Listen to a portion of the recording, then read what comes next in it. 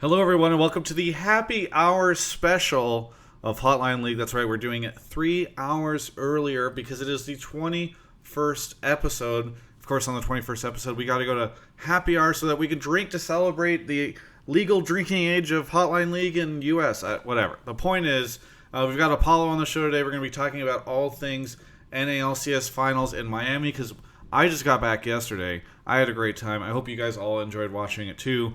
All that more coming up here on Hotline League. Omen by HP. only got the Omen by HP thing. I don't know why I didn't say Hotline League is brought to you by Omen by HP, but that is who it's brought to you by. You got the important part in there. Yeah, we did. Let's go ahead and go around the table and talk to some of our friends here. First off is my constant co-host who is joining me on this episode to celebrate the 21st episode. It's Mark Zimmerman. Mark, it looks so bright in your room.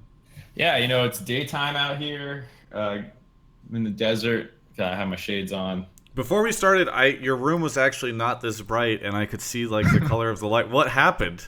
I turned all my lights to be white and as bright as possible because you gave up on the color scheme.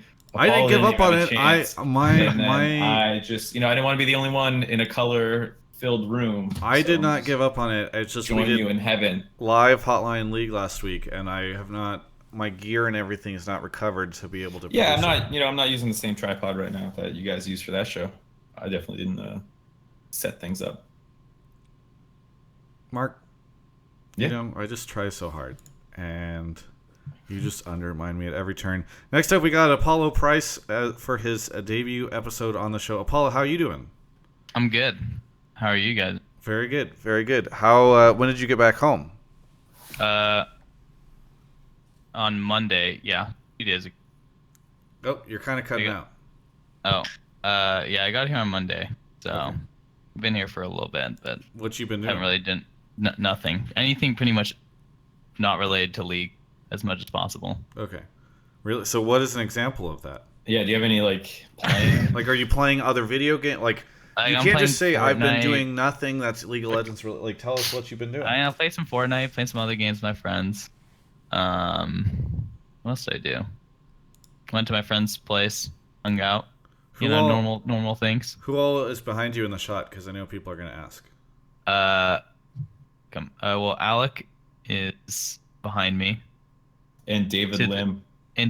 But oh yeah, there you can now. Like directly behind. Yeah. And then Alec is next to him. I think you need to change. Did you set your sensitivity on Discord to be very high? A little bit higher, yeah. Let me double check. Bring it back because you're kind of cutting out a little bit. Yeah, drop it down a little bit. Okay. Well, how are you doing, Mark? Maybe this is better. What do you mean, how am I doing? Since you got home, have you been doing anything? Is everybody just not doing anything? No, I've been about as busy as I normally am. Okay. It's the coming days where I'll have a lot more time because starting tomorrow, I'd be going to Riot, start building Countdown out and stuff like that, and then Friday would be Academy. But all that's gone, so yeah, that's when I'll have a lot of free time. How are you going to fill your free time? I don't know yet. So I had dinner with Ovi yesterday, actually, finally, and we were talking about how I start a lot of projects and then kind of just let them die. Yeah. So I was looking, in every single split, I have started at least one project. So I need to figure out what I'm doing for summer. Okay, and then let that one die. After a year. I mean, they go for a while. I would only say one was a failure. The rest were successful that I just moved on from. What was the failure? Late Night League. Come on, that show. What the hell? That was not a failure. That was always intended to be a limited. It got canceled. Canceled? That was, we were planning on bringing it back a year later, but, obviously. Yeah. And the numbers were great. They were. In no way was that show anything but a success. Listen. Oh, Omen by HP is here in the chat apparently. Where's the Omen? Is that actually Omen by HP? I assume it is. So I'm gonna mod it. But if it's not Omen by HP, somebody please tell. Oh god, this is the worst show for them to show up for because we don't have our lights. The look's all wrong. Mark, the show is perfect like it always is. Please. My bad. Literally, spots are in the chat. Okay. Well, let's go ahead and chat a little bit about this past week before we get into calls. Apollo, have you recovered from what was a pretty rough series for you? Yeah, I recovered pretty quickly, I think. Okay. I mean, it still hurts a little bit, but we got a few months to cool off. How long till you touch League again? I mean, probably like tonight even. Damn. I mean, I don't know. I'll just play like some solo queue during the off season, but I'm not gonna I don't want to get burnt out because even like by the time playoffs came, it's kind of hard to play solo queue. So yeah, I'm just gonna let other people play. By the way, Harry Toe 2 in chat says, "Why does Apollo have a green medical marijuana cross behind him?" Which is a very good question. It does look very much like a green medical marijuana cross. Is that a real thing? Yeah. I don't know. If you go to, I've never actually gone in a dispensary, but you can. If you go down to Venice, you can see all that's what they're all lit up like that in front of. I'm gonna look it up. Dispensaries. You sure it's just not something else, like some other kind of art thing? I think. Well, we have like a lot of art in our house. I don't think this was intended. Yeah, I see paintings everywhere behind you. Yeah, well, there's got to be like at least, a few hundred in our house. So, it's weird. You know who likes pot? Artists. Let's. So, look, the last obscene thing I'm going to say before we move into calls, because I think we we need to get into calls. I just want to say it's very funny to see Project Cream Pie in chat say, "What's the best deal you've got going on right now?" to Omen by HP, and Omen by HP being like, "At Project Cream Pie, Travis could tell you all about our deals." It's great to see sponsors what are the interacting deals with the community. What are the deals, Travis? Well, we'll get to those during the sponsor break in just a moment, Apollo. But okay. First off, Apollo, have you watched a single episode of this show before? I mean, I'm a huge fan of this show. Okay, so then you know how the format works. I haven't watched any of the episodes yet. Oh, okay. But I'm still a huge fan. Okay. Thus far, you've enjoyed it, right? Like Yeah. the past 20 minutes of waiting for the show to start. Okay. Yeah, it's been great. Do you want to, Mark, do you want to give the spiel on how this works so that you can educate Apollo and our audience? Sure. So for people who haven't watched the show before, like Apollo, we have a Discord that people should join up in. I'll be spamming in chat now. You can also do an emote for the Discord. And you're going to join there, and there is a text and voice channel that you're going to want to join. You're going to want to type in the general text channel whatever your takes are. So you thought the finals weren't hype. You loved the finals. Miami was a great venue. Miami was a shit venue. Whatever your take is, you're going to type it in the general text chat. You'll also need to join the voice general channel. You can mute yourself there if you want, so you don't hear other people or whatever. And then I'll be reading the messages, picking people out and pulling them into the waiting room. Do a quick mic check, make sure you sound fine, and then we will hop on air. And for those that do ask us sometimes, if you are a sub, you do get access to a sub chat where you can ask questions there. We are just a little bit more likely to pull from there just because there's less people talking in it, and we kind of check them both out. So that's how that works if you are a sub. So Apollo, we'll bring people in. You have to talk to them. Okay. Mark and I we get up and mandatory? leave the room, and then you talk to them. I mean, it is the point of the show, so if you don't want to do it, ignore them, like you're saying. Yeah. Okay. You can. You can do whatever you want on the show, but I don't know why you would come on the show. Just sit there. I'll Yeah. I'll talk to them. Yeah. So for just a couple of things we're going to be talking, I think, about or looking for topics mostly related to NALCS finals. But if you guys want to talk about other stuff, if you want to talk about, will TL have any kind of showing at MSI? If you want to talk about just the end of the split, or after we're getting MVP, whatever, that's all good stuff too. Yep. Ideally closer this weekend, so that way we can save those other topics. But I'll pull whatever looks good. We got a people already pulled, so I don't know how long you want to fill for. Yeah, I mean, I think maybe really quickly, I'll just, since they are in the chat right now, and I am such a big fan of them, and I'd love to have them hear me talk about them, I think maybe now's a good time to just really touch on Omen by HP, who is the sponsor for our show. Got a laptop right behind here that I took with me to Miami, courtesy of their support, streaming this off of an Omen by HP computer, and I've been using their stuff for several months now. And again, they never say, Travis, you have to officially endorse this. They just want me to talk about it a little bit. But I'm super happy to say that my experience with their products have been really great over the past couple of months of their support. They actually hooked me and Broden up with some gear going into Worlds last year that we were able to use there as well. So it's super nice of them to not only support my personal content with gear and that kind of thing that helps make all this stuff move forward, but also, they help us support the show so that Mark, gets more than just a weekly meal from me and payment, which he really appreciates. Yeah, and these headsets are pretty nice. I haven't managed to break them yet. Yeah. And Mark he tries to break everything he owns. I mean, you've seen it, Travis. This is not the most put together. I mean, you can look at the T-shirt he has on and get an idea. Do you know what T-shirt this is? Of how well he takes care of his stuff. Do you know what this T-shirt is? No. It's I might have told you the story. Hold on, let me spin around. Okay. It's the 420 cat shirt. Okay, maybe not a good time to talk about this. Finish the plug and then I'll. Okay. Boba Cola just hooked up Omen by HP with a sub, so they're now a sub to this channel. Congratulations to Omen by HP. You guys support the show, and my audience supports you guys. So, fantastic! Welcome aboard, Omen by HP. You can now use. Already using the emotes, so that's fantastic. It's a beautiful thing. My audience supports Omen. They support the content. It all works out really well. So thank you so much to Omen by HP. You can go check out their Twitter, Omen by HP. I know that they tweet all sorts of cool stuff. And yeah, yes, I know, Sloan. I know that's just you and nobody else. But I like to pretend it's the entire HP company that is watching right now and chatting in Twitch chat. So thank you so much to Omen by HP. Really appreciate it. Moving on. Yeah, so the shirt story. I didn't realize what was on the back of this shirt. I was at Urban Outfitters and I just like the front of it because it's a nice color. It's just time to get up.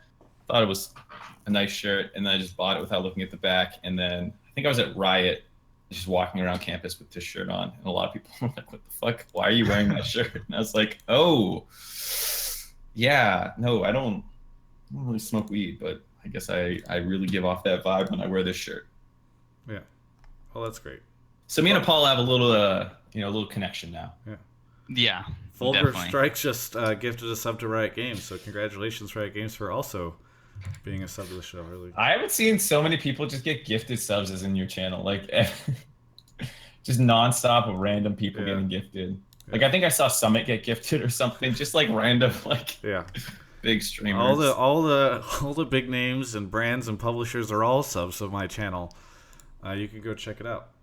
That's weird. I didn't even know you could do that. I know you can gift subs. Yeah, well, maybe someone will gift you one, Apollo. Well, what's nice too is if you have sub alerts, it doesn't say that it was gifted. It only says that in your chat. So like if people aren't looking at chat, they'll just think that like that person was watching you. Yeah. Like holy shit, Ninja watches Apollo? That's so crazy. Yeah. That would be crazy. Yeah. Especially since I don't stream, so. Yeah. Do you have a stream name, like a Twitch name? Yeah, I do. What is it? It's Apollo_price. Okay.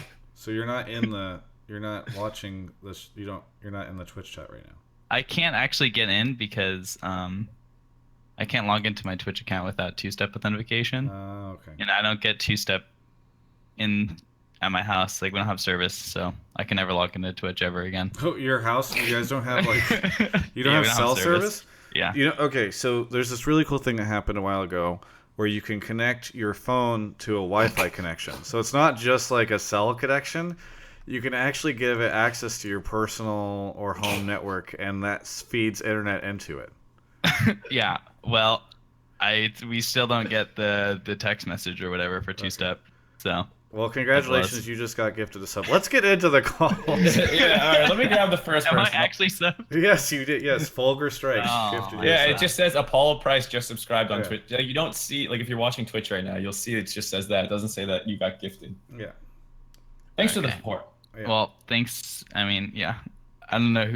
That's good. That's great. You can now use my emotes all over the place. I mean, when you eventually figure out how to log into your account.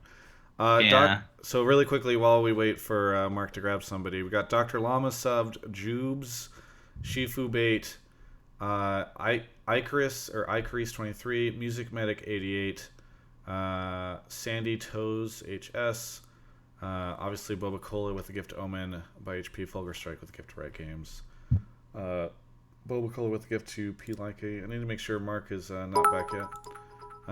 Thank you for the cheers, Kulas 33.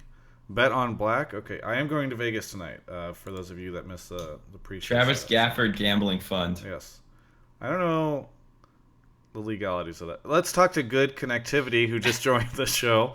Good Connectivity, it's nice to have you here. Maybe you can help Apollo get some of the messages he's been trying to get to his phone. No, Good Connectivity. Where are you calling from? Vegas. You're calling from Vegas? Travis is going there tonight. I'm going there, literally landing there around 11 tonight. So if you can just pick me up at the airport. What do you want to talk about? So I kind of wanted to talk about the people who, lost in the spring split, and that's 100 Thieves, because sort of the big point I wanted to talk on was how important, I think we all know how important Afremu was. I would sort of compare it back to the good old days when you used to have High, like just be this huge force for C9, where they might not have really had these great teams, but you still had High. You're like, oh man, C9 might suck, but if they have High, they still have a shot at winning. And I think that's sort of what we saw for 100 Thieves, where necessarily they weren't the 5 best players on the Rift. I think maybe Someday was the only other player who I would say was this, outstanding person in the role. And I sort of want to hear your thoughts on the impact of the shot caller role and why 100 Feet was so good, and if you do think that they can sort of translate this into the next split. Yeah. Mark, do you want to kick us off on this discussion? Well, I guess I actually want to ask Apollo, because I think a lot of people felt like Clutch actually should have won that best of 5 versus 100 Thieves. And the reason they didn't was probably due to nerves / shot calling leadership, maybe because they did have a lead in game 5. They maybe could have forced a Baron at one point after they got some kills near Dragon on the enemy jungler. They had TP advantage, but they didn't really split solo during that time. So I guess I'd want to hear Apollo's opinion. Like, do you think it was the leadership and shot calling that let them win that kind of 5th and final game? That's hard. I mean, well, first of all, I guess I'll talk about like the series itself, like versus 100 Thieves. I think either team could have won that series, right? Like it was obviously really close. I think we could have won it. We had like a really good opportunity to win that. So, like, yeah, it was definitely in our hands. But I don't really know if it was like. I think just in general, having the good shot caller is important. But at the end of the day, I don't think 100 Thieves was like. I don't think they won because they had like a better shot caller. I think they won because they're just the better team, or like they just they played better on that day. So I think it's really important that like they have Afremu to like have that big voice. But I mean, they're all still really good players. I wouldn't like discredit any of them. I think they all played really well. And then when they go against TL, they obviously weren't good enough. Like if we were against TL, I don't think it would look too much different. Maybe we would get like one game or something, but I don't think it'd look too much different. Do you mind if I say something just to sort of respond to that? Yeah. I mean, it's a discussion. You're welcome to. You're allowed to speak. Thank you, Travis. Raise your hand. Okay. So you sort of commented on how 100 Thieves was just a better team. Do you sort of think it was mechanically they're a better team, or do you think this was a shot calling where it's coming into the team fight to where Afremu is really just being this, great shot calling force? I mean, it depends on what situation you're talking about. I think you can kind of be both, right? Like some situations, maybe they play the team fight better, and that's mechanics and just like experience, maybe, or just mechanics and like target calling.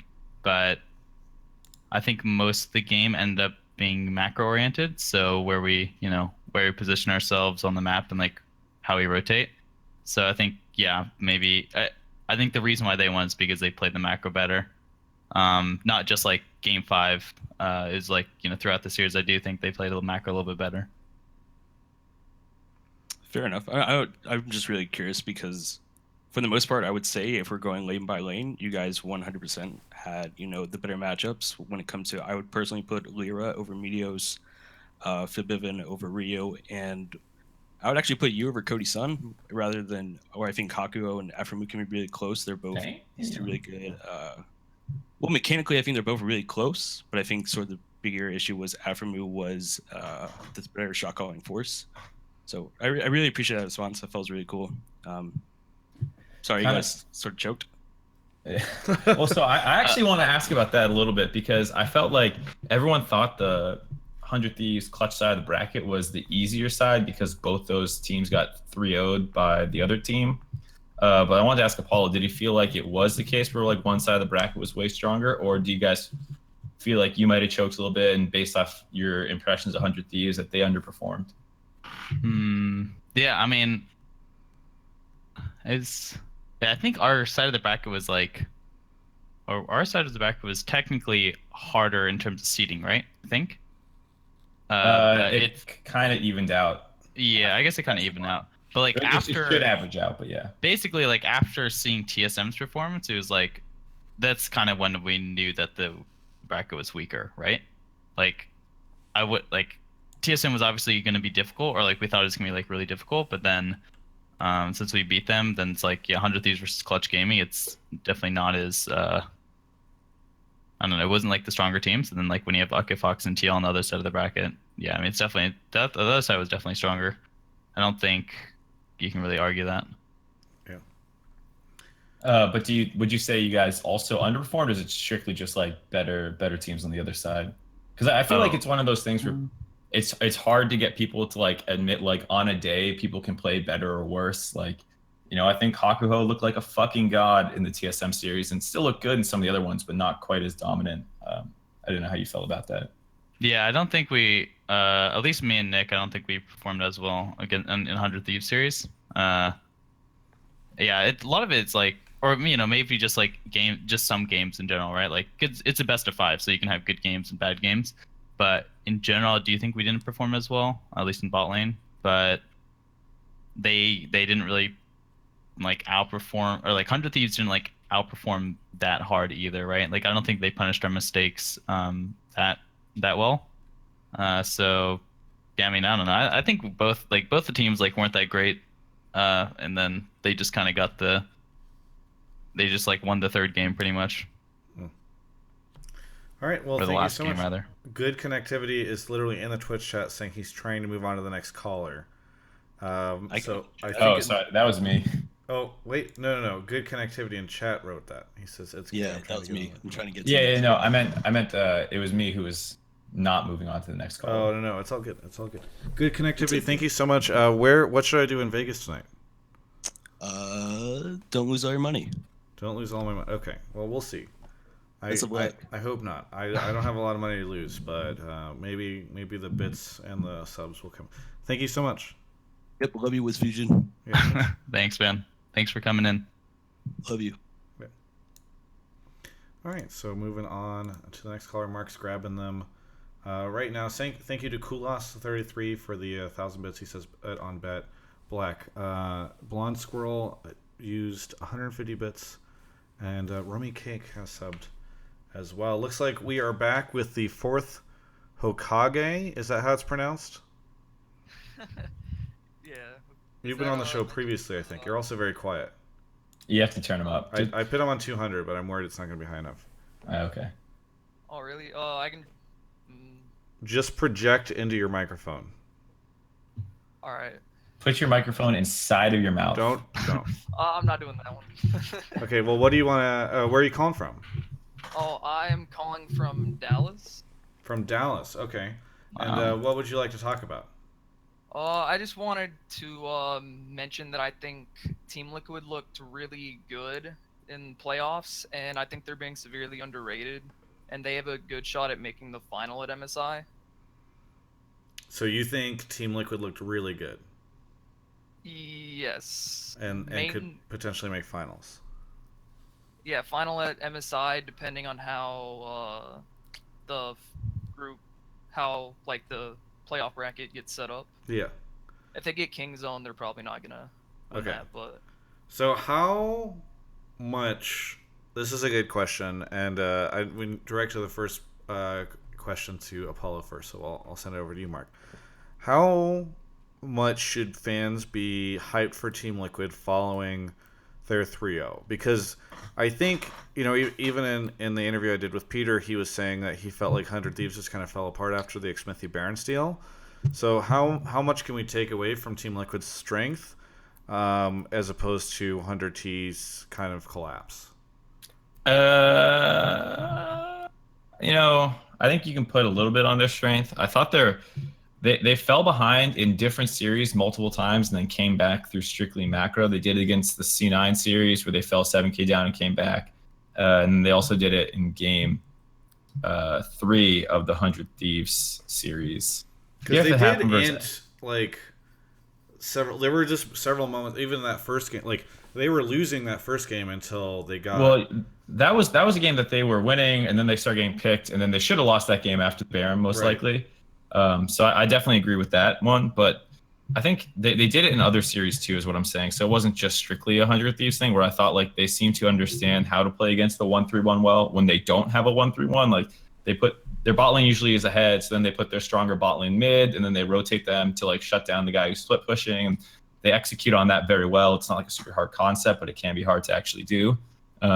So that's nice, but they do fall behind a fair amount. And if you're going up against the best teams in every region, you can't just fall behind and then come back all the time. So it's a little concerning. I have a hard time knowing exactly where to rate them because this whole split was just like such a clusterfuck. Because contrary to Fourth Hokage, I don't think you can get very hyped for Team Liquid. After that series, and after their playoffs run, I'm not saying that they can't show up really well at MSI, but I don't think that anything that happened during these last couple of series should make you feel that way. Like there were several points where they made pretty big mistakes, and then they just kind of got back in, which you could look at and say like, okay, well that shows like the mental resilience and the fact that these guys can play from behind and all that stuff, but like. I don't know. There were some mistakes where I'm just like, why are you getting caught out like that? It just feels like they are probably going to get abused pretty hard by the best teams from every region. Paul, I'm very curious about your take. Yeah, I mean I don't know if like they were underrated per se, like TL. That is, I think everyone saw that they did really well in North America and they did really well in playoffs. But like when you're going against like Korean and Chinese teams, or even like the other regions, like I don't think you can like say how well they're gonna do. The other regions are really good. You kind of have to wait and see. I think TL are clearly the best in NA, and they have really good macro, but they obviously have flaws. And I think what's interesting is that they're pretty aggressive as a team. At least in scrims, they're really aggressive, and I think on stage they're a little more aggressive than other teams. So I kind of want to see how they fare against like other teams that may not be as aggressive. Like the Korean teams usually aren't as aggressive, I guess, besides Kingzone. Actually, wait. So it's only Kingzone going. Well, okay. Then I want to see them go against Kingzone and IG, which are both like pretty aggressive teams. Yeah. What is giving you so much confidence, Fourth Hokage? It's mostly homerism, but That's good. Like, as a NA fanboy who doesn't want to give up his soul quite yet, I am super confident in Team Liquid, and people are underrating them. Yeah, that's probably about like half of the reason that I think that they can finish in finals. I will say this: it does feel kind of like they have the CLG MSI 2016 finals like feel to it, just because like that team was, if my memory is right, they kind of fell behind in a decent chunk of their games, but they were still able to macro and kind of push through. And I just feel like it's gonna kind of be the same thing, where the other teams are also quite new except for Kingzone. And have you Sorry, actually keep going. Well, the other teams are kind of new, and I feel like at MSI they're gonna kind of, if they do get a lead, they're not gonna push it as much as they should. Like Echo Fox, I feel like that's the reason Echo Fox really was able to beat Team Liquid throughout the regular season and take a game off them in the series. They pushed, once they got the lead, they actually like pushed it extremely hard and ended the game almost immediately. Yeah, that's the whole reason. I think they're gonna out macro them and be a little more aggressive. I think the other teams are gonna kind of choke, except for probably Kingzone. Have you watched the other regions besides Korea? Like like IG is going to MSI, I think, or probably one of the teams are going to MSI, and then as well as Fnatic, right? I haven't watched IG as often because it airs about the same time Korea does, and I don't have enough time to really watch the VODs. Yeah, that's fair. But Fnatic, I feel like they're kind of in the same situation as TL. I think most of the EU teams are also kind of like bad right now, macro wise, and just like overall play. I think they're both kind of in the same situation, and just it's almost the same team as that they had at Worlds, and they were really kind of passive for most of the games at Worlds, and a lot of their wins were kind of like comebacks. Yeah, I mean, I think for Europe, it's really hard to judge how well they're going to do as well. So it's like, just because, I don't know, whenever we see Europe play internationally, it's always just they kind of get rolled over and then they come back learning from what they just after getting smashed. But I think the reason why it's like concerning for North America is because I think China looks pretty strong as a region, and then as well as Korea, and then even like what's the other region? Vietnam. Vietnam. Like they're not even that bad either, right? So Is it it's Vietnam not. or It US? doesn't feel like it's that easy for NA to like just roll through and then get to the finals. At least from my perspective, I still think Europe is not like awful. Fnatic is not like a really bad team or anything like that.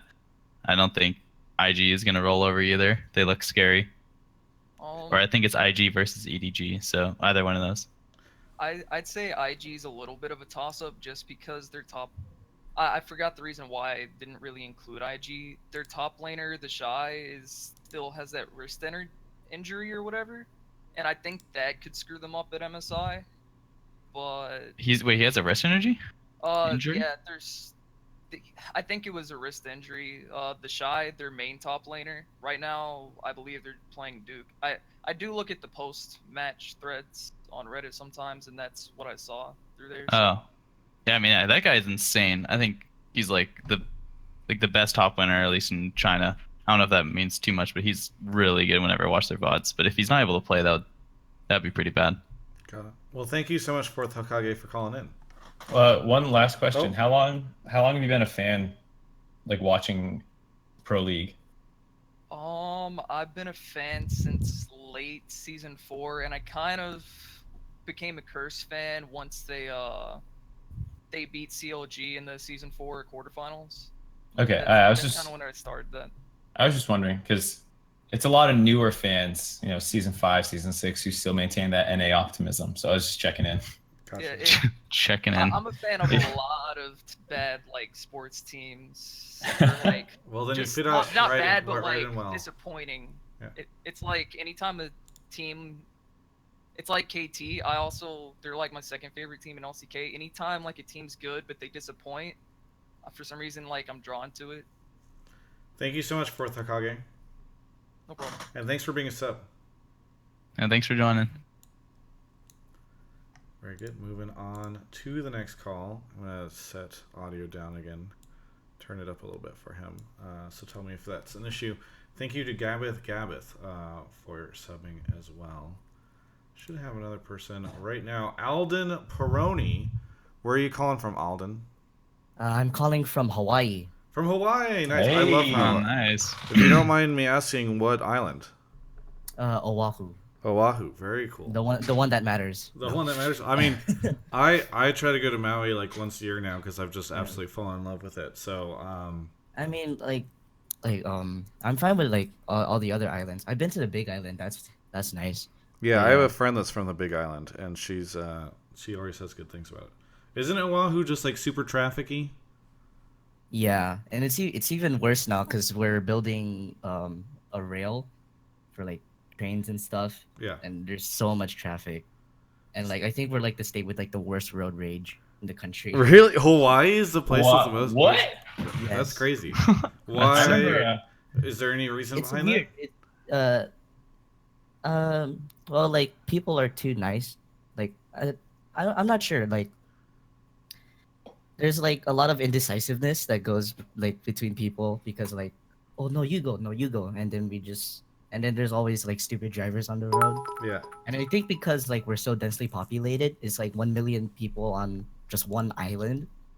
That's and there's like there's only like so many cars to put on the same road. There's gonna be like there's already like at least 2 crashes every morning on the news. That's crazy. See, Yeah. That's you're pretty not making me crazy. want to go to Oahu. You said it's the only one that matters, but I want to go to like the Big Island and all these other I mean, places. if you want to go for vacation, here, no, no. I'd rather you go to the neighbor island since it's nice. Okay. There. It's much nicer. Well, thank you very much for the information. I really appreciate it. What do you actually want to talk about, though? Yeah, I actually want to talk about how I didn't like how small the venue was for the spring finals weekend. The Fillmore Theater, it's like I think like the whole like finals atmosphere I associated with like last summer with where they had it in Boston at the TD Garden, 15,000 people sold out, and then you go from that atmosphere to just 2,000 people, and like the stage and the analyst desk are just like so close to each other. I felt like that was super weird, and I understand that Riot wanted like a more intimate atmosphere between like the fans and the players, but I think it was a bit too intimate for my taste, Sure. honestly. So I the problem is, I think that you're the only issue I would take with your logic is that you're comparing spring finals to last year's summer finals. I think the better analogy is comparing spring finals to last year's spring finals. Oh, yeah, that was yeah. in the Vancouver it was in location. Vancouver. And it was And much bigger than it is actually bigger. You're right, than the venue that they had here. But the problem was they did not sell out that location, at least for the third and fourth place matches. And that venue also kind of just sucked, to be honest. It was like a stadium next to a theme park. It had like no flavor or personality. I mean, that's why I had no issue with this venue compared to the Vancouver one. I love Vancouver as a city, but I didn't mind like a smaller venue that felt like, I don't know, I like the theater look. But tell me, because this is something I saw people talking. People actually cited one of my videos, and I felt almost kind of guilty about it because my video, I said I was fine with the spring finals location being smaller, but then like the Reddit thread was like, when Travis said spring finals was going to be smaller, I didn't know it was going to be this much smaller. I would much rather see that Reddit thread pop up whenever we're on like day 14 of MSI and the fucking Berlin studio. But setting all that aside, like what was the experience like watching online? Because I don't know, like how did it feel watching online? Because I keep hearing people say it felt too small. Yeah, felt like group stage, honestly. Like the teams were like next to each other, like they're like across the stage from each other, and it felt like I felt like it was kind of too close. And then I don't know, that was just me. It was super weird, like just only having to turn your head like to like 45 degrees from the stage to the analyst desk, you know? Yeah. Well, I mean, you were watching online, right? Yeah, I was watching online. Okay. I don't have enough money to go all the way across. Yeah, I just wanted to be clear because you said turning your head 45 degrees, but unless you were watching in like a VR experience, I assume you're not. You're just saying what it must have been like to be there. Yeah. Yeah. And Apollo. so it just felt small, and that's kind of what felt bad. Yeah, that's how I feel. Okay. I was kind of like disappointed how like small it was. Yeah. What do you think, Apollo, having played in there? Yeah, and that's what I was gonna say. potentially watch the finals there? I mean, it was like, oh, okay. I don't have too many reference points because I don't go to the finals very often. But the venue was like, I guess, a little bit smaller than. Actually, I don't even know how big the Vancouver was. So I don't really know, but I guess it was like a little bit smaller just from what I was I used would to guess the before. Vancouver one was like twice as big at least. Have you been to like any collegiate sports like hockey or basketball stuff?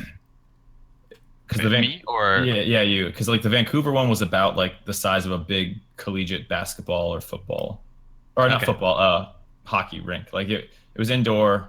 It was not like a massive place, but it was probably like 5 to 10K seating, whereas this one was like 2.3 or something. Right. Okay. Well, then, it's definitely a little bit smaller. It did feel a little bit weird that we weren't facing the audience. I thought, like when we're kind of like angled like that and facing towards each other was a little bit strange. I thought, it's usually like I'm used to like kind of facing towards the audience, but Because of playing on stage at the LCS, it's like much more angled towards the audience than towards each other. yeah, exactly.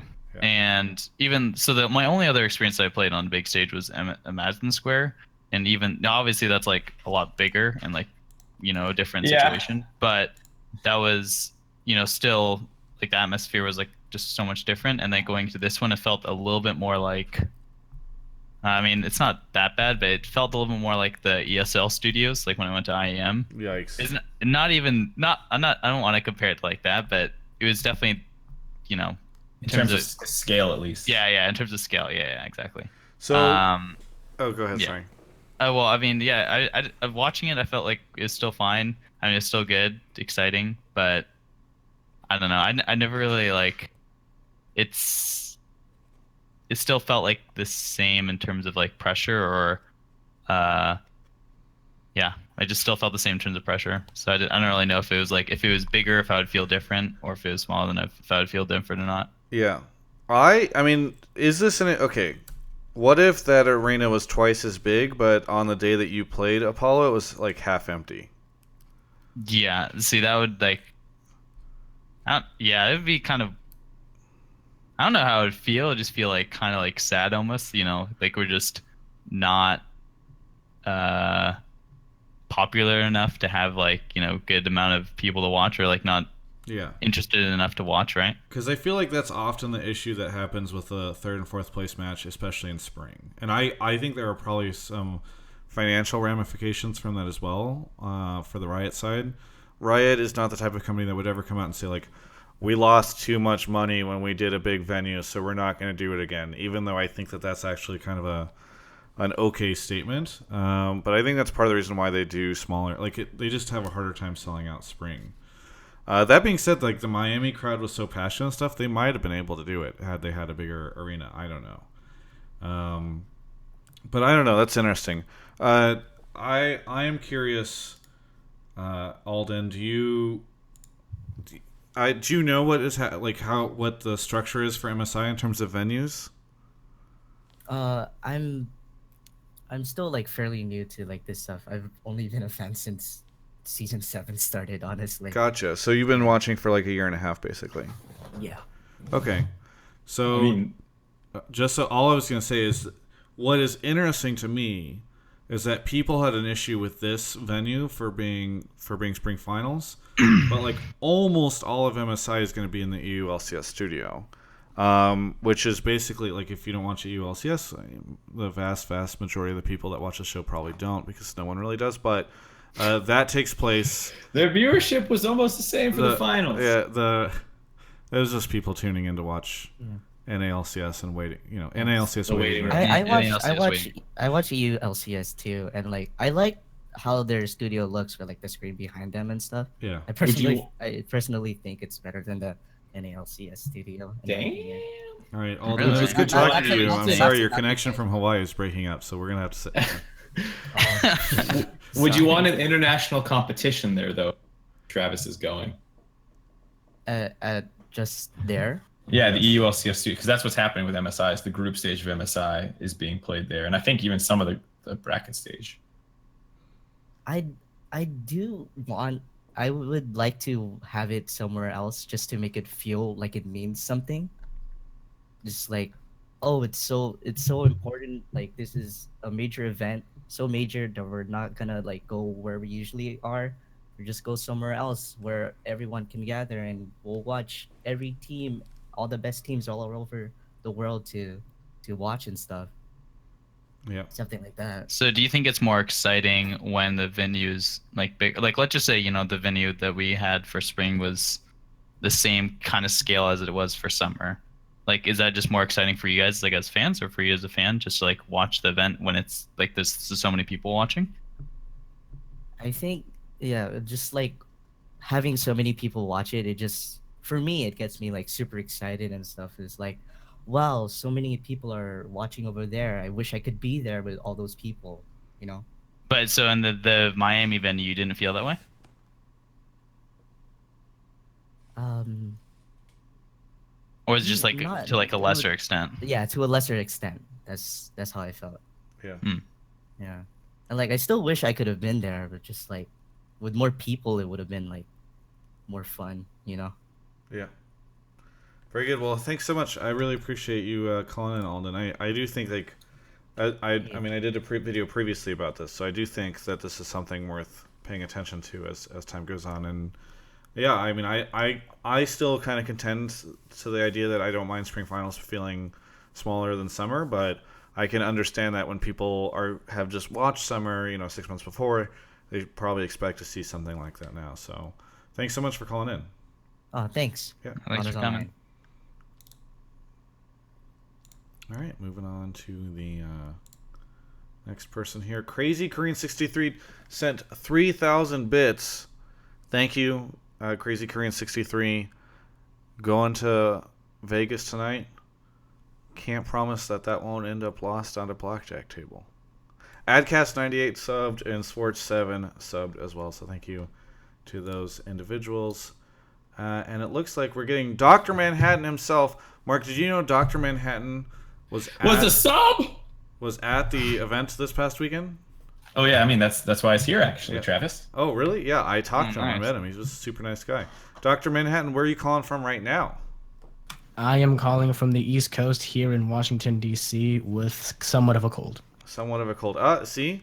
This is why I try not to shake any hands at these events. Only fist bump. I made a concerted effort to do the fist bump thing and to wash my hands like a crazy person after this event, and I am feeling okay right now, which is the first time that's happened in a long time. So just let this be known. Dr. Manhattan, what do you want to talk about? I kind of want to actually contest the last caller's point in saying how, like, oh, the Miami venue sucked and how a bunch of people were like, oh, the venue sucked, it was too small, this and that. But I kind of want to talk about mainly from the perspective of someone who, one, did go to the event, and two, who has been to other events in the past, like how much, while not perfect, I think it was one of the more memorable ones from the standpoint, even with the smaller crowd, and just Sure. that's kind of what I'm talking So about. it's worth pointing out. So one, what other events have you been to? Since Toronto, which is summer 2016, I have gone to all of them since, and I also went to Madison Square Garden in 2015, I think. But yeah, 2015. Damn. Okay, so you Big went fan. to Toronto. So you went to MSG, Toronto, Vancouver, Boston, and now this. Miami. Yes. Nice. You got to see me play twice. Thanks. for Yeah, I did actually. I know it's pretty cool. Was it? He's Apollo's biggest fan. He's been to every event Apollo's been to. Yeah. that. Exactly. Yeah. Yeah, definitely. Okay, so Can't and argue with also that worth logic. noting that the last caller who called in so this was the thing, is that actually talking to the people that were at the event, I feel like for the most part, I think a couple of them said that they wanted like a bigger venue, but most of them seemed to enjoy the experience on site. So maybe ironically, like I've always thought that the people at the venue are the ones that are going to want like the bigger venue, but it sounds like maybe it's the people that are watching online, like that's where they experience it, and that's why they want the bigger venue. But I don't mean to jump ahead, Dr. Manhattan. Maybe you can talk to us a little bit about what your experience was and why you enjoyed it. I would say the main reason I liked it, one, I think that the crowd is pretty cool in terms of just they were definitely passionate. I definitely agree with you on that one. Two, when we're talking about the venue, the fact that I think in terms of the time of year it is, because I mean, a good amount of people I talk to in terms of like League of Legends are like college kids, and like some of them really just can't like commit like a weekend, you know, to go to like a venue in spring. So as a result, I feel like that's kind of why you don't see as many sales in spring compared to summer. And summer, most people are just naturally inclined to take a vacation. So that's why I think it didn't really hurt them as bad. And I went to the Vancouver venue. I'm totally with you on that one. That venue it definitely could have been better. So there's that. Comparing it to other venues, the only venue that like was legitimately as outstanding as it was when I went to the Air Canada Centre in Toronto. Fantastic crowd, fantastic venue. Really just had no complaints with the event, and Madison Square Garden because that was my first one I went to. My complaint with Vancouver was the fact that I didn't like just the overall feel of it. It wasn't that small. Did go to the third place game, and I agree with you. It kind of felt sad to just be there and seeing how half empty the place was. And it was rainy and hard to get to. Yeah, that too. But I felt like the venue kind of ruined the fact that I did love going to Vancouver in general, like a lot. So there's that. So, what do you think about trying to balance it versus online fans though? Because there's 2,000 people at the event and 500,000 people online watching. And while I understand that you don't want to undersell the third, fourth place match in terms of like who shows up, if you could make it a little bit bigger, do you think that would be a better thing, or do you think like it doesn't really matter as long as like the event is well put together, which I think the Miami event clearly was? Yeah, I think as long as you put it together relatively reasonably, then yeah, it works fine. Also, the only thing that kind of sucks is the final, but the fact that it's not maybe as hype as a 20,000 to 30,000 arena venue, but in general, I think that it's kind of like most people really didn't. Or what am I trying to say? What I'm trying to say is just that people are kind of just look at the number and say, oh, 2,000 seat venue, this sucks, blah, blah, blah. And also, when I go to arenas, this is just something I noticed, but people are just kind of rude. Whereas when I went to this one, people were just generally nicer, much friendlier, much more willing to talk to. When you say rude, can you elaborate? I don't know, just people like people are so nice to me. They come up, they ask for pictures. You're Travis Gafford. They tell me how great my content is. Does this not happen to you, Dr. Manhattan? I thought this was the standard experience. Row 12 fucking guy getting stepped on as people try and get to this is not the same experience, Travis. Yeah. Basically, Mark Z. But yeah, like people are just in general just like whenever I try to like I remember when I went to like Boston and I was like trying to talk to him about the game, he just looked like so like just like maybe that's Boston. Hold on, I was about to say that's just Boston in a nutshell. Like I'm down with that guy. Like I'm the type of person I walk past you in the hallway, even if we know each other, I'm probably just like I try to talk to Mark every day and he tells me to fuck off. So he tried to get lunch with me today and I was like, I already ate. Bye. Yeah, that was pretty much it. So but he's from that area, so that makes a lot of sense. Okay, all right, then that kind of makes it less silly. But people were just in general in these arenas sometimes just like, hey man, like I'm just like talking about the game. There's like, oh, okay, I guess. Like this one, there was like 2-3 people sitting next to me, and I was like and we legit had a conversation. We were just, like, and we had like 4 or 5 other people within like rows away from me getting in on this conversation too, and it's like it just felt so much more intimate in that theater, which I loved. One of the things I liked about it too was that just and like this is such an ephemeral thing or whatever, but like Riot was able to do so much, we were able to do so much with the fact that it was like Miami, and that there was such like a cool feel to that, right? Like I think whenever they went to Vegas, they didn't really do a good job besides maybe the opener of making it feel like Vegas. The stage just felt kind of like the standard stage setup, but I actually really hope that Riot continues to pick like very interesting, like again, I've heard that there are complications with taking it to Texas, but in a world where they take it to Texas, I want to see Apollo ride in on a horse to his stage. Like I just want to see him. Bull riding. Yeah, I would like to see that happen. So I don't know. I think that's really cool. Coming in on the limit was pretty sick, and I think like just to go on the topic where there was like so many people kind of very intimate, it did feel like, I mean, even though maybe it wasn't like as big of a venue, it still felt, the energy was still there, right? Like you still felt the same type of energy when like you make a big play or when the enemy team makes a big play and they're just yelling. And I don't think maybe the people don't really realize that when they're watching the stream, but when you're there at the venue, it's still like, it's still there. And when TL wins and like all the confetti pops out, it's still like a really cool experience. And maybe it's just hard to realize that when you're like watching on stream. Yeah. And I think that's the reason why people say that, or like I think that's where like the opinion comes from, where they don't really feel like it's as cool or whatever. But Yeah. it's, at least for me, it still felt like really, yeah, it still felt really cool. Yeah. I don't know. Hopping back to the rude people point, I also have a small like guess that like part of it's just that people are like, a lot of the fans are just nerds, and they might not be the most like, they're just kind of nerds, and they might not be like as socially like that. I probably shouldn't have done that kind of thing. I don't know. Maybe That's it's Boston not that. people. No, but he said also at Vancouver or Toronto, right? Less in Toronto, a bit more in Vancouver. I mean, they were coming in wet from the rain. Maybe that's it too. Yeah. There's birds flying over their head in the arena. Like, that's what I was gonna say. Is for Miami, you're like on the beach. You're always like doing shit. Like just the general attitude of that population is probably a little different. Twitch chat, Mark. They're all very upset with you. You're a bunch of fucking nerds.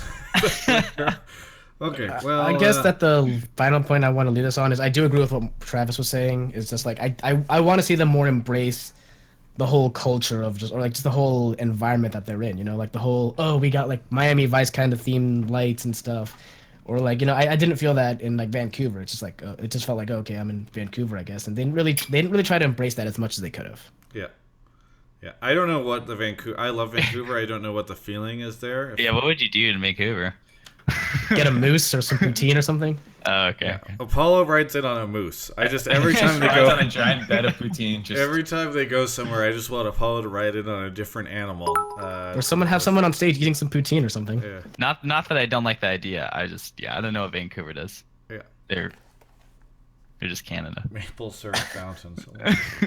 Thank you, Dr. Manhattan, so much for calling in, and it was great meeting you this past weekend. Likewise, it's a pleasure coming on this show. Thanks. Have a good one. Oh, I didn't change channel. I wonder if I met him. I don't know if I met him or not. You might have. Who knows? Maybe I don't know if I met him both times. Swartz7 subbed. Adcast98, I think I might have said Chinua Ichibe. Captain Redbeard, and Fourth Colin with the 300 bits, who says, please, I got DC'd from the waiting room. Mark Jacinto, Fourth Colin donated and said, please, I got DC'd from the waiting room. So I don't know if who? Fourth Colin? I don't think I pulled anyone called Fourth Colin. I think he's just trying to buy his way on. Okay. Maybe I'm wrong. He's like, oh, these 600 bits actually say I got DC'd from the waiting room. By the way, whenever Mark was calling everyone Twitch chat nerds, I just want to say that's not representative of my opinions. I think you guys are all amazing people, especially the subs. Well, are you saying nerds can't be amazing people? Imraki's here. Speaking of Twitch subs, Mirak 624. Mirak 624. It took a while for me to get that name. Mirak, where are you calling from? San Francisco. San Francisco. All right. What do you want to talk about? No, we had sweeps in both the NALCS finals and EULCS finals this past weekend. That's my topic. We also had a sweep in the third place match in NA. So a lot of sweeps, and I want to talk about how 5-game series are more exciting, but I had a lot of fun watching both the Fox series and TL series. I think there's a lot of spectator value to seeing a team play extremely well and show a skill difference, like how Dardoch got Lero wasn't even level 6 against Dardoch in one of those games at 10 minutes. So just seeing things like that can still be really exciting, versus game series can sometimes be a display of lack of skill rather than a display of great skill, and it can be drawn out rather than, like, a good example would be the SKT Rock semifinals in World Season 6. That was great skill from both teams, but other 5-game series could not been as good. Yeah. I didn't have Apollo, fun. Yeah, I was gonna say series. So I don't really know where you got that from. I Apollo, felt so you didn't bad. enjoy? So just to give Apollo a bit, I felt so bad for them. It's just like the game was not about bot lane at all. It's like mid is always pushed, even bot lane a little bit because they had the Nami pick, but I felt like they were still holding on mostly fine. It's just like a bunch of losing lanes with an Olaf just like destroying your jungle. Rising. Yeah, it was just like, how are you supposed to, like, that's that solo queue game where you're just like, fuck me, I'm not even playing, basically. Yeah. And then it felt extra bad because it felt like Altec and Adrian got caught out a couple times, and then it just doesn't matter because it didn't matter at all. Yeah. Like, it just didn't matter at all. Like, and I do like, because a lot of people are complaining about like a lack of individual carry potential. I did like to see Dardoch Hulk out that hard, and I know it was kind of like all right, they had a clear strategy of pushing lanes and the team was supporting him well. But that part I did appreciate, that like Dardoch made that series his series. Yeah, I mean they definitely played it well. I didn't have fun, so I don't know. I don't where you know. got that For idea me, from, but, I wish I could forgot say that you're on. just from a I didn't have personal fun watching. standpoint. I didn't have fun watching that first series either. Literally, like I was in the press room, catering came. There wasn't enough space to fit in there, and I was like, okay, well, I don't know how I'm gonna. Wait, this has nothing to do with the series. You're just No, no, talking no, no, no, no! Let me finish. Let him finish. Sorry. And like I'm like, well, I can't watch the game and eat at the same time. And then I saw all the kills come in on Clutch, and I was like, this game is done. So I just took my food and went to a different room because I was like, this is I don't even need to do this. This is not worth it. Once again, this sounds more like a problem with where you could eat. Listen, And then I would just like to see a bigger press room in the. No, I'm just kidding. I'm just saying, like, the second game was so not worth watching that I didn't watch it. Yeah, I know what you're saying. That like it wasn't like you felt like you were missing something if you took a minute break. Yeah, but also Well, I mean, the AC you was did an pointed interview. directly at the table that the catering was on, so the food got cold really quickly. You did Once an interview again. with me after, so and you answered the correct questions without even having to watch the game, which is good. Yeah, I well, mean, because I watched the impressive. first and the third, and the second game, I think everyone will forget about it because it was so pointless. I don't actually remember what happened in the second game, so Yeah, see? Second game was actually the I one. don't remember what happened in all the It games. was Trundle, and you guys stopped their first level one invade, and then you tried to contest their one on top side of blue, and then Lyra died Oh, level yeah, I remember one, and then like Nami roam level 2, and Lyra was like kind of going into their jungle, and he Mhm. died again. Yeah. That Maybe was we the can late put it on level the second stream game, right? if you guys want. We can watch it together, and then we could like ask the chat what they feel about it. Yeah, I don't know. yeah. I would but- probably get up and walk out again.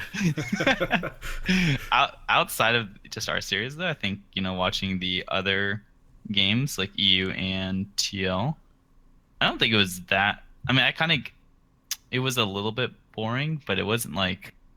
I don't know. I guess it's kind of harder for me to say because I'm like, a pro player. So like I'm watching the games kind of for like other reasons as well, not just like entertainment, right?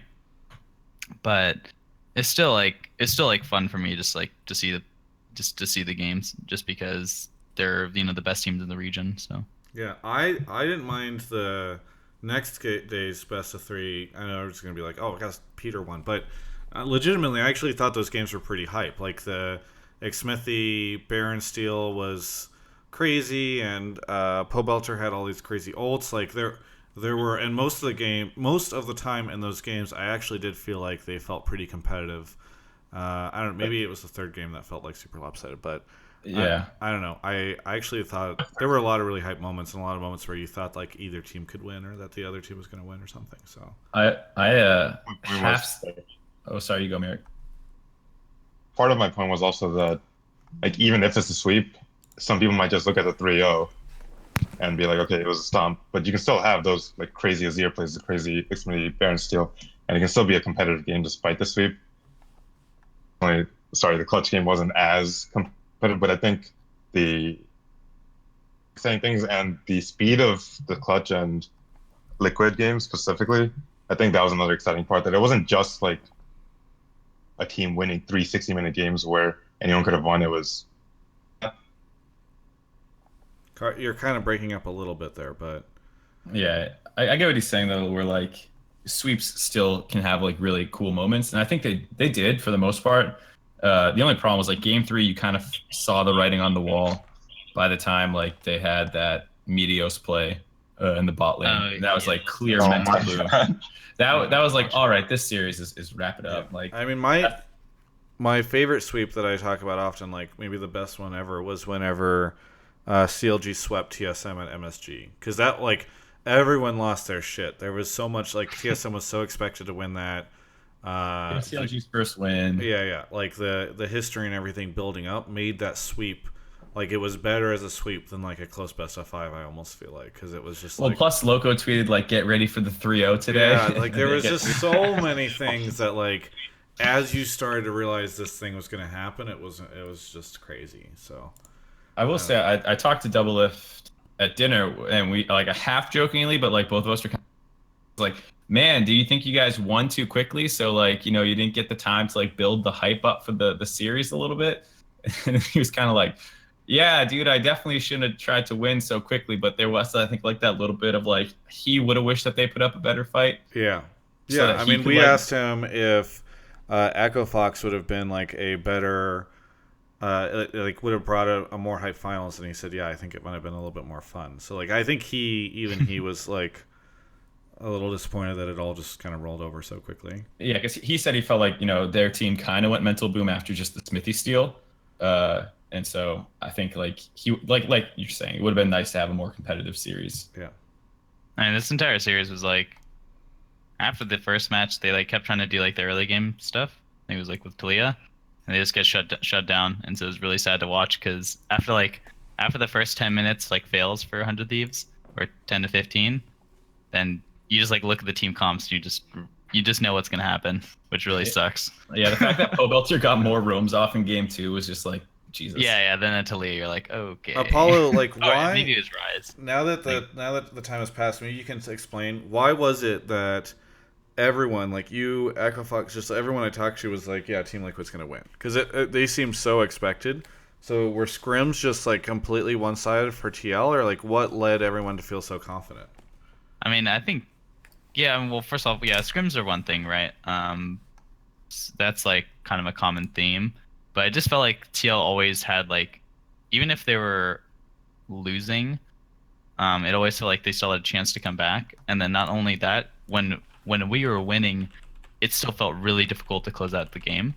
Like when TL's up like 3-0 or something, and like we have like a losing lane, they just like know how to play and then control the game and then end the game like really quickly. But like when we have the same lead, it didn't feel like we could do the same, if that makes sense. Like we're not able to punish as hard, or we're not able to like close out the game that easily.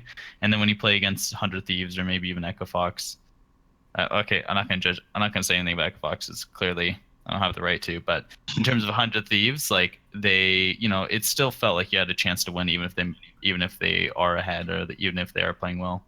Yeah. Very good. Well, hey, thank you so much, Mirok. Is that how you said it? Thanks for having me on. Yeah. Apollo, nice ARAM we had the other week where we had an all Magic members team. We lost. I didn't know he played Aaron, but sorry. It was a custom, yeah. Okay. Wait, when was this, or what was it for? Oh, I don't. Oh wait, no, I think I do remember. That was with. Yeah, it was like. I think I was playing with Captain Flowers, and was that with Captain Flowers? Yeah. Okay, nice. Very Well, it was good. nice to meet you. Thank you so much for calling it. Before I grab the next caller, Vangal 2222 I was gonna bring this up. in Twitch chat was wondering, are you single? Travis, are you single? Oh no, Paulo is who. You're the one. Are you trying Paulo. to dodge the question? You don't have to answer it if you don't want to. I'd like to no comment on this question. No comment. All right. Breathe if you're single. Moving on to the next caller. We have a couple people here. Kulas33 changed their mind. They want me to bet their money on red. So maybe we'll do that. Or bet my money that they're giving me. Fulger Strike donated $5 says, put me in the call so I can verbally as well as digitally berate you for enabling poggers. I haven't enabled poggers, so I'm very confused by it. I think he's saying he wants to berate for not. Also, this is Colin who donated. I actually to the waiting room. I actually just forgot until I saw him write his question again. Oh, okay. Okay, so he did, and then you publicly called him out for just trying to buy his way in. Oh, poor Colin. Colin, first off, I'm sorry. Listen. Now that I don't work at Yahoo, I have a lower quality of professional that I can gain access to for these types of shows. So I apologize. Where are you calling from, Colin? Hi, I'm calling from Ottawa, Canada. Ottawa, Canada. We have a Canadian. Nice. What would you Oh like? yeah, but. What's that? Oh yeah, but. That's just, I don't know. Okay. What would I like to talk about? Must be some Canadian thing. Yeah, what do you want to talk about? So I want to talk about resources on the map. And so you always hear teams talking about neutral objectives, waves, CS, and then of course teams and fights. And every time you hear people talk about, oh, in pro play, like these are the macro items that people are really concerned about, I argue that, or from my perspective, I actually think something that's not talked about enough is time, time as a resource. And so, for example, in the setting now, a lot of people think, why do Koreans, when they come over to NA, why do they play bad? Why can't NA teams, even when they like mimic the Korean scrim style and practice just as much, and import, these great coaches, why can't they deliver? And I actually argue it's because NA doesn't practice, or it seems from the outside, not to practice execution time on their plays. So essentially, just like at a high level, when our teams go international, it just seems like we're never executing our plays as fast as the other teams can execute theirs. And a great example is like if you saw TSM at Worlds, even during their 2016 run. If you look at a lot of the NA teams now, like every time we go to a high level of play, it seems like we're doing the right stuff, just so slow, so much slower than everybody else. So I thought it would be a good question to bring on while Apollo is here. Maybe he could speak to how you guys talk about how fast or how long plays take, or if you talk about it at all. Because I think that's something we should talk about more. What can you give us? Can you give an example of what you're talking about? Because I think I know what you're talking about, but from your perspective, what's an example? So from my perspective, a really good example is like I remember specifically TSM was one of those players, like especially when it was Bjergsen, Doublelift, Bio, and Sven. They would frequently play this game where they would try to take vision control of the topside jungle and play around Baron and try to bait people into fights. But the level of like meticulousness that they would do that was really good, but it just took them forever. Also, if you look at like Cloud9 and Team Liquid in the game one of their series, when they did that big dance around the Baron pit, like I just think that people are really hesitant, and that's been a criticism of like NA players for a while.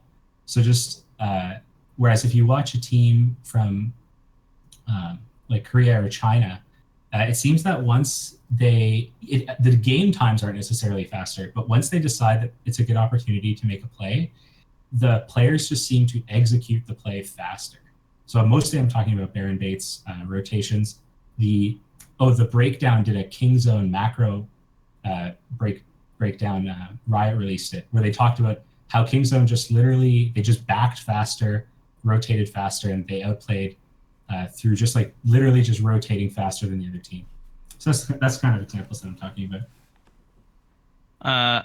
I think, well, the example that you're talking about, or examples that you're talking about, it's really just, it's kind of case by case. So it really depends on what scenario you're talking about. But it really comes down to like a lot of other things, a lot of factors, and most of the time, in terms of like executing plays, has to do with how much or controlling the waves and like pushing out the waves, because that's going to create the amount of time that you have to execute. So if when you're on the map and you fix your waves so that it's pushing into the enemy team, then that's like going to determine how much time you have to set up your play. And so I think from what you're saying is that when NA teams do have that turn, or when they do have that time, they don't execute or they don't set up correctly, which I think is true, but I don't know if that's just like a North American thing. I think it just has to do with how well you are, as a team, and like how well your players understand what to do. But yeah, sure, Korean teams definitely know better, or like, the good teams, maybe that's not just Korean teams, but the good teams do know how to execute better. I will say, just on the specific topic of time, I don't really think that's how the Korean teams think about it either, having worked with a couple of them. And I don't even know if it's quite the right way to think about it, depending on what you're saying. Because like time is specifically communicated sometimes when it's like, we have 10 seconds, their mid laners behind me, like stuff like that. You sometimes hear like if you're on the roam first, and then you can like decide if you want to make the dive or not, because it'll turn into an even end fight or stuff like that. And sometimes also like, I don't know, any sort of timers are obviously communicated, but like a lot of the other stuff is, like Apollo was saying, like minion wave based. And a good example of that was in I think it was the first game of TL versus 100 Thieves, where TL's bot lane was crushing the other team's bot lane. They couldn't get a recall off because they had it frozen in a really weird spot. And then TL went for Dragon, which then gave 100 Thieves a chance to push out the bot lane and swap their bot lane top. And then they had a faster reset on the map. And then they were able to trade top turret out effectively. And then like kind of had the tempo advantage for a little like period of time. And so like, you know, people do talk about tempo a fair amount in those kinds of situations, but you're usually doing it off of things like minion waves and resets and like when you can push. And a lot of that is limited by other factors as well, such as what's our HP at, what's our mana at, where's the jungler. Like you can't just blindly push or something like that. In that example too, TL actually froze the wave, so it was like you had like Extra so much time. You had like so much time, and that's when you can like think about it. But it's really like when you're in those situations where you're like doing Baron baits, of course you're thinking about how much time you have. Like you have to be looking out for when they're going to be on the map, or like when you need to go catch the minion waves. And it's really just all about minion waves. Because you can't if you lose minion waves, then you're just losing on experience and gold, right? So if you can't push out the wave all the way, then you're gonna have less time. Or it's really dependent on that. Does that sort of address your thought, Colin? Yeah, I just have one follow-up, which is so I guess in a perspective of like when you have waves crashing, and obviously that's a set amount of time. If you go, like, let's say you are going to go, like you've decided, okay, let's we have an opportunity here to take a dragon. Do you ever review VODs or anything like that and think about why does, when we did this time, it took us like half the time, like it took us maybe 20 seconds, whereas this time it takes us, a minute. Like, I just feel like other teams, that's sort of what I meant, is like, is there ever a successful play that's analyzed based on how long it takes? You're saying how long it takes to like kill the dragon, or how long it takes to set up the dragon? I guess just like the whole play, like both, because you can't do one without the other. Well, so it really depends on, first of all, like what time in the game you're talking about as well, right? Let's just say like early game, for example, when you're talking about like one of those 4 to 7 minute dragons, where like it really depends on how well your lanes are doing, right? Or like even our Sirius versus Echo Fox, they have 2 pushing lanes, right? And they have an Olaf, they just had an Olaf, and he's able to solo the dragon. So in that case, all you're doing is telling your team, hey, I'm going to go do dragon, keep your lanes pushed, and then maybe at the end of the dragon, you guys can come help me. And there's no like time involved. That's just using your lane pressure to get to secure the dragon, right? And so now if you're talking about like mid game, where like dragon is like a huge objective, and you have to contest it, and you're not doing like lane phase anymore, right? Like all you're doing is catching waves and then pushing it out and then moving to group with your team. In that case, it's like, since both teams are contesting it, or since both teams are looking for the dragon, you can't just like choose when you want to take it, right? Because they're going to contest you, and you have to decide whether you want to fight or not. So I mean, it's really just dependent on the game flow and like the game state, and how like well you control your waves, or how well you control vision. So when it's your turn to control vision, when you are the one to shove out the wave first, and then you get to the dragon first, and you control the vision, then you can start it and take it, and then you have to like wait, and then you have to like reset, and then go back to catching waves. And if you take a long time doing that, then you just have to recognize that the enemy team has like a long time, like their turn is a lot longer at that point, because you have to catch waves. But I don't think there's any like situation where you're like thinking, oh, we have to do this dragon in 15 seconds or we're doomed. It's really all about like setup and then recognizing what the enemy team can do. Yeah, I think if you're looking at international teams that are really good versus North American teams that are really good, and seeing that the other teams are faster on stuff, I think that's less. It's more like a symptom than like the cause, I would say, where like they do other things better that allows them to execute quicker. It's not like you focus on why, like the fact that you're slower first. You can say like, man, if like we just don't ever take, it takes forever for us to get a Baron. Why is that? You might look into like what's causing that. Like, oh, well, we rarely buy enough pink wards, so the enemy team has more vision, or like you don't keep mid priority well, or there's a number of factors that can go into why things are taking longer, but you're not looking at it and just saying like, we do it slow, and like let's start counting the time of why that, like how much time it's taking or something. I think you look at other causes. Yeah. Colin, thank you so much for Thanks calling so in. much. Yeah, thank you. Sorry for the resident sleeper question. No. I No, mean, I that's think okay. it's good. It's good because first off, I don't necessarily say it's a resident sleeper question. It's the type of thing where like gameplay questions we definitely don't get enough of, because I think I am somewhat biased in my inability to answer them, and so that's kind of like. Whereas this is always great to talk about whenever we have somebody like Mark and a pro player on, because I mean I wouldn't be able to give you a good answer to that, but obviously these guys can. So thank you so much. Thanks. Okay, moving on to the next caller. So, by the way, if I get, I don't know, I need to figure out a certain number of subs. I will stream my placement match right after this. And if it's a little bit above that, Apollo will actually ADC with me in that placement match. I'm a support, and he'll play with me and coach me the entire time. Right, Apollo? I didn't agree to that, but we can talk about it after. Woohoo! All right. We've got Duke on the show. Duke, where are you calling from? Hey, calling from Boise, Idaho. Ooh, Boise, that's Idaho. right. We always get sorry from That's Idaho. Yeah, Idaho finally. We almost went the whole show without. Yeah. So, how's Idaho? Very underrated. Very underrated. Okay, explain why. So I've never been to my knowledge. If I went to Idaho, I might have slept through the entire time. Maybe you can tell me through it. why Idaho is underrated. What's the value in Idaho? Well, that's a tough question because value. There's a lot of value. I mean, so Okay, much why of is the it- country tell me- subsidized on corn and stuff, right? Tell me about Idaho. We've got potatoes.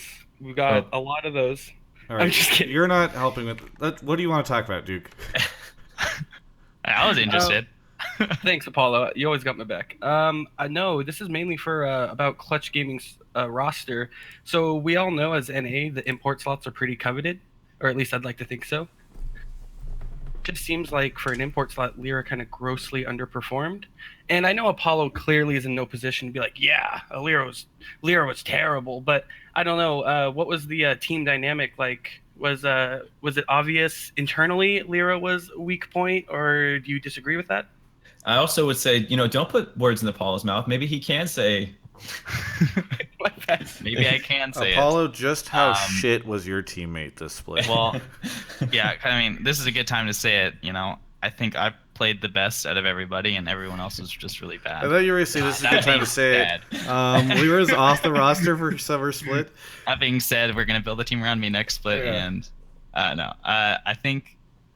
Well, first of all, I think that's wrong. Sorry, I don't think he grossly underperformed. I think, maybe he played poorly in the. I mean, if you're talking about the Echobox series, it's like, sure, right? Like, we played poorly. Oh, sorry. Did you play poorly, Apollo? I don't think I played very well. I didn't play like. What sucks about the Echobox series is that like, when I think about that series, like, what can I do better, right? Like when I'm just like sitting there and I wish I was a lot better. Or I wish I was better to the point where I can pick up the slack for my teammates, but I wasn't. So that's what sucks about the Fox series. Anyways, about Lyra, I don't think. I mean, I think he's a good enough inference spot. He knows a lot about the game. He's got a lot of knowledge, and he's whenever when we get on stage, his shot calling. I don't know if I want to say shot calling, but the calls that he makes are like a lot smarter than the ones that we make as a team, or like the other, the other four players. Somebody said in an interview, I forget who, that he was basically the coach for the team last. Somebody last year. said that. Yeah, somebody said that when being interviewed by somebody else. Yeah.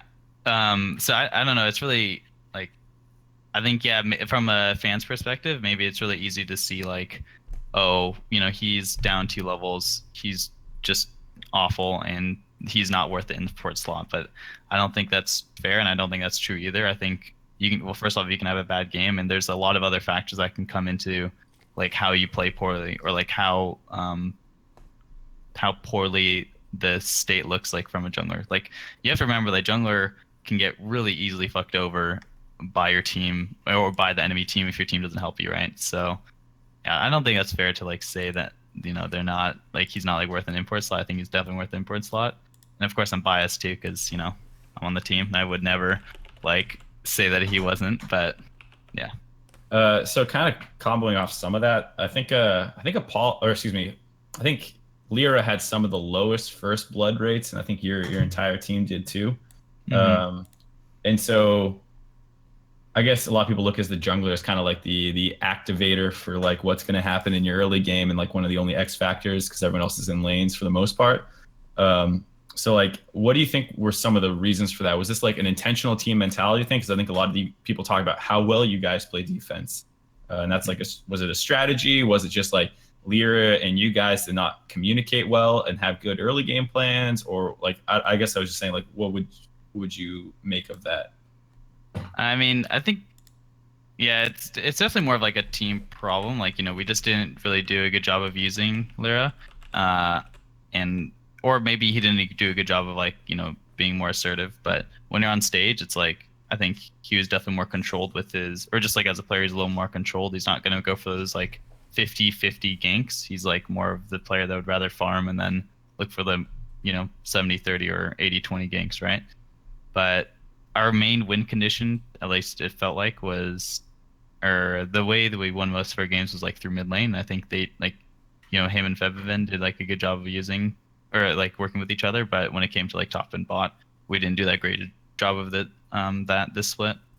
So it was just like a team thing. I don't think it has anything to do with like, Lyra specifically. David Lim, who's in the Twitch chat right now, would like to know when he can have his living room back. That's what he asked. I mean, that's up to you guys.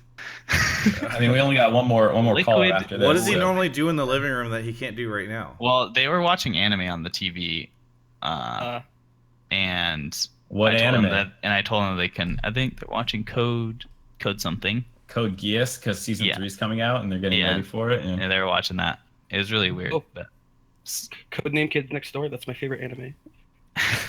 Yo, that show was sick. That show was great. Oh, all right. I totally agree. All right, listen. Let's get back on topic here. I don't like it when we talk about cartoons. All right, let's show about serious animes. Anime is a hot dog a sandwich? Listen. Do we anything else to talk about with Lyra? I would say I understand why fans probably think he had. I would say you could even say he had a bad split compared to what we have seen out of him. I think they started kind of weak, and I think he had some struggles in playoffs where teams as a whole took advantage of him specifically as a result of like whether it's pushing lanes or whatever it was. I think he got destroyed by Mike once in a TSM series, and it happened obviously in the Echo Fox one. But I don't think I would not be ready to give up Lyra just yet. I think for whatever reason, like, we've seen how good he can be, and I think this was definitely a worse split for him, but I don't think he was awful as much as people think. There's just a lot of memories that stand out. Yeah, I agree. All right. Thank you so much, Duke, for calling in. Absolutely. Okay, have a good one. Holding it down in Idaho. By the way, do you have the gambling fund up on? Hang on, I shouldn't call it a gambling fund. Let's just call it what's a safe way to? Okay, we're gonna call it the. If I could find the thing for, where? I'm trying to. Where's the setting for that? Oh, here it is. We're gonna call it an entertainment fund. Okay. You're at $4,000? No. Bits. Oh. What is 4,000 bits? $43. $400, right? No, it's $43. Oh. So you're gonna put that all on? That's not as sexy. No, it's not. But that's what we'll use to determine if I stream my placements. We're back with another caller, Sergeant Peppers, but the E's have been replaced with 3's. Is on the show right now. Sergeant Peppers, where are you calling from? I'm calling from Auburn, Alabama. Oh, you are very quiet. Can you get close to your mic? I'm calling from Auburn, Alabama. Okay, I'll also turn you up. Alabama. What's up in Auburn, Alabama? Any interesting? Got anything? Yeah, not really much at all. I just wanted to talk about how Nadeshot came into this season and just absolutely put all the other owners to shame. So so for some background, I've followed Nadeshot like pretty much on and off since 2008. and I was pretty skeptical when I first found out that he was going to own a team. But I think by all measures he exceeded expectations beyond what anyone thought was possible. And I just thought it was amazing how he approached League with such a childlike curiosity, and it really made me more excited for this season than any of the other seasons. So, how much of it do you think? So, what did Nadeshot do this that you think like put the other owners to shame? I think basically just showing that he actually cares. Like, I remember watching the first heist episode. I was hammered when I was watching it, but I remember at the end, he said something like, "All right, like the respect and adulation of the League community is not going to be given to us, so we're just going to have to take it." And like that really spoke to me as a fan, like the carefulness he approached the League with. And I also think his visibility in the scene is so much greater than even other owners that are from endemic organizations. The visibility, you mean like the transparency and the way he approaches stuff? Well, and like just the role he plays in the heist and all the interviews he does. Like you can hear him yelling behind the cameras when his players are doing interviews with Obli. I just think it's amazing. So I got a question for you. How much of it do you think it is just because, he is such a charismatic person, and obviously he has like a little bit more youthful enthusiasm than some other people who have been doing this for 6+ years, which I expect, when Nadeshot's around in season 12, he probably won't be geeking out behind them every time they make playoffs or something. Yeah. So like how much do you think of that? Like I agree he was phenomenal for building their brand and stuff, but how much of that do you think is like repeatable, I guess, in some sense, where it is just because he's so charismatic and it is because he was so happy? Yeah, I mean, I think there definitely is an aspect of how much 100 Thieves blew up this season. It has to do with Nadeshot just coming into the scene. But I think that he may not be a fanboy behind the cameras while they're doing interviews every season, but I think he can definitely continue throughout seasons to come, showing that he actually cares about his players. He actually cares about the community, just showing that he's involved. I feel like a lot of other owners, you don't know who they are. You don't really know what they do. But I think people can really connect to Nadeshot just because he's so visible. So I'm curious if you would be saying all this stuff if they had placed like Optic did. Yes, I was thinking about that.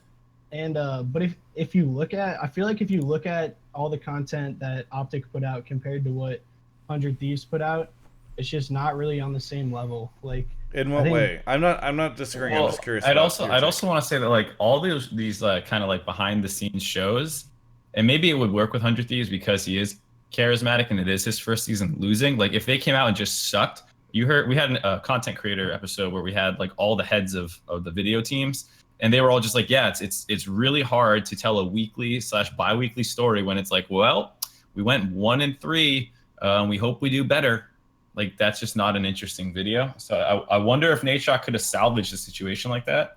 But it is a good question about Optic. Also, at the same time, it's hard to do when we're only winning too, because I guess. I mean, it's like obviously more positive, right? And so it makes it a little bit easier to watch. And like when you're watching those, I think CLG kind of does this when they had their show. What's it called? Like whatever it's called. I don't remember. Yeah, they have the sad piano music and saying that they're gonna get better, and then blah blah blah, and it's the same shit every week. It sucks because as a player, it sucks to like do those interviews, and you don't want to be in that situation. But so I agree that Nadeshot did a really good job. So I think out of all the teams that came in through franchising, I have been most impressed by 100 Thieves. No offense to Clutch and their player who's on the show right now. We've talked a lot about this on the show before, though, which is why I don't want to harp on it too much. But their content has been really good. You've got even down to little things like Nadeshot's out buying everybody's shoes the night before the games. Like those little things that they do, I think, add a lot of attention and love to that team. I do think that one of the things that they did that was the best was picking up Prawley. Because Prawley, from my understanding, built that whole team by himself and then hired the support staff and all that stuff. Because it was basically, from my understanding from talking to them, it was basically like, all right, you have all these business people, you've got Nadeshot. Now, how do you build a successful team? And they got Prawley. And then Prawley, picked those players. And certainly the business people and all those folks were able to help, negotiate the deals and get the funding and everything that they needed to secure those players. But, I think in a world where they hadn't gotten Prawley, imagine if they had gotten Zabutin instead. And Zabutin had built the roster that Optic built. Well, and maybe the money situations are a little different. No, I was just gonna say that I don't think they would have picked up Zabutin. I talked to the 100 Thieves people. So maybe it was all Mark. No. Mark's trying to take credit. I'm just saying, they clearly had a good head on their shoulders from the top down. Because they were talking to you from the beginning, you're saying? No, they were just they reached out to a lot of people. I'm sure they didn't just talk to me. But from my conversation, you built the roster. Whoa. I am 100%. I got second place this split while also being on the analyst desk. I'm just saying that they were impressive. The reason they got Prawley is a good decision. I agree, but I'm saying they make good decisions as an org top down. They got Nadeshot as well. It wasn't just Nadeshot. It was the Cleveland guys, which you never hear about because Nadeshot's the face of that org. But the Cleveland guys got Nadeshot as the person they were partnering with, and then they got Prawley, and then they made good decisions the whole way down. Yeah, I just think if you hadn't gotten Prawley, it would have been a lot harder. They would have been a lot harder, and I don't think they would have had the success they had. And more than anything in this industry, success drives fandom and love. Optic Golden Guardians, they could have the coolest guys ever, and they're just like the most passionate owner ever. But if you're stuck at the bottom of the standings and people aren't watching your games, nobody's gonna care about you. So I have a question for Apollo, kind of about content stuff. Did you ever feel like you wished your team was doing more around you? Do I wish that we did more?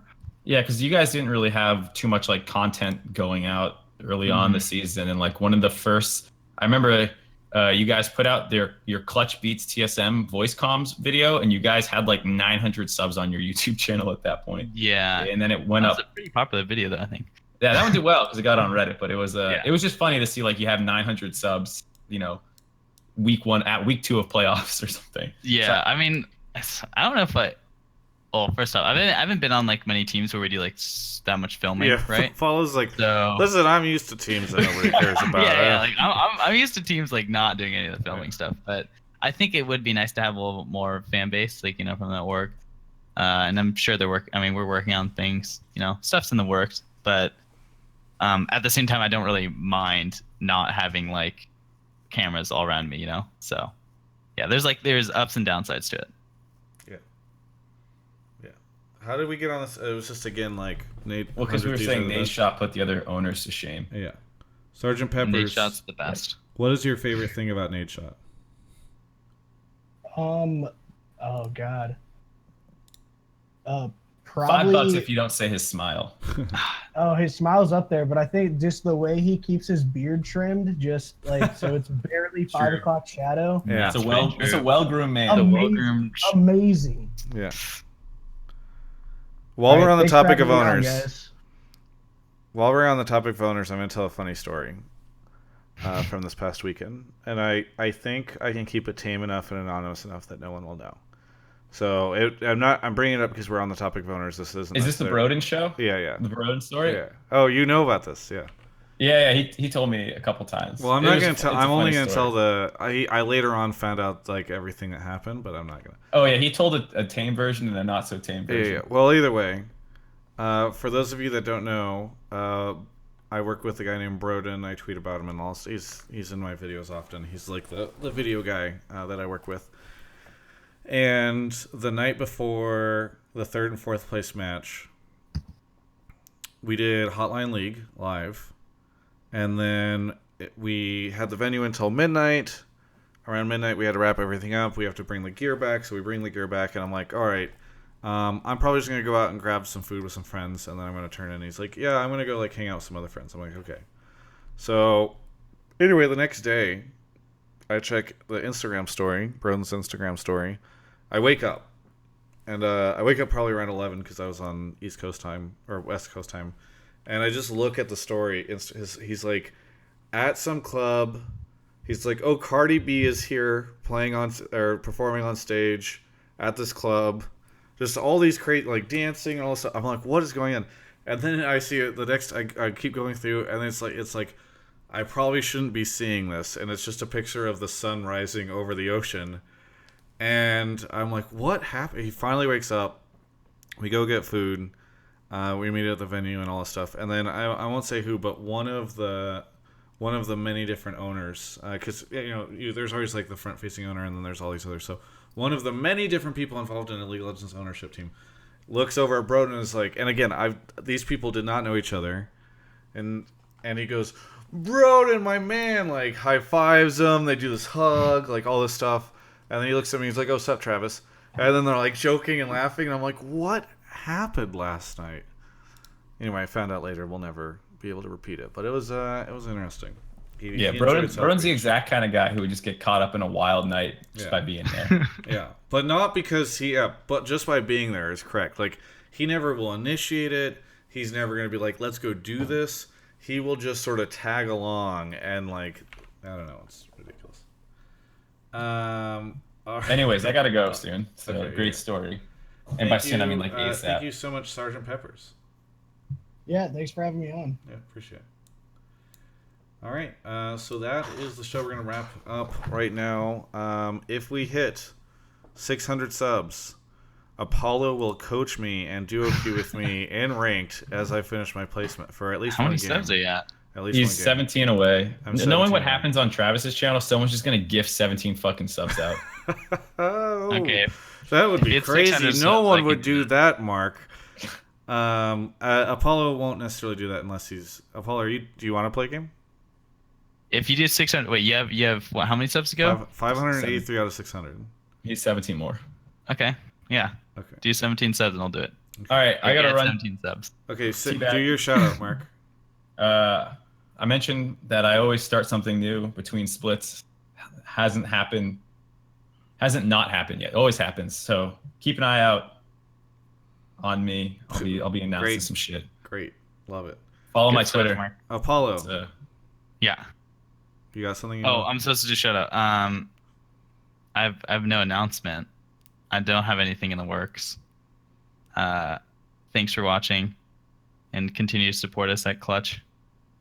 And yeah, that's all I got. Thanks so much to Apollo for coming on the show. Thank you. No Thank problem. you to Owen by HP for supporting the show. Thanks to everybody who came out to Hotline League Live last week. That was actually maybe the highlight of my weekend. No offense. Oh, to it was everybody. definitely mine. That was Yeah. my favorite thing by far. It The fact that it was- fucking worked. It worked, and the event was cool. Everybody had such a good time. You guys, unfortunately, I think we didn't do as good of a job of showing like how cool the venue was, but it was really, it was so cool, and I'm really The thank Riot you to guys Luke showing and up everybody was sick. for doing that. Thank you, the Riot guys, for showing up, and thanks for everyone who tuned in during that time. Thanks for watching. We stream this normally Mondays at 8 p.m. It is a little bit of a different time and different day right now, but we will hopefully be returning to our normal schedule soon as we head into MSI. This is also available on iTunes and Google Play if you want to listen to the audio version. My Twitch channel is @SoTLTravis if you do want to watch it live, and clips of the show as well as the full show usually show up on the YouTube channel within 24 to 48 hours. So thank you so much to everybody who watched. This has been episode 21 of Hotline League.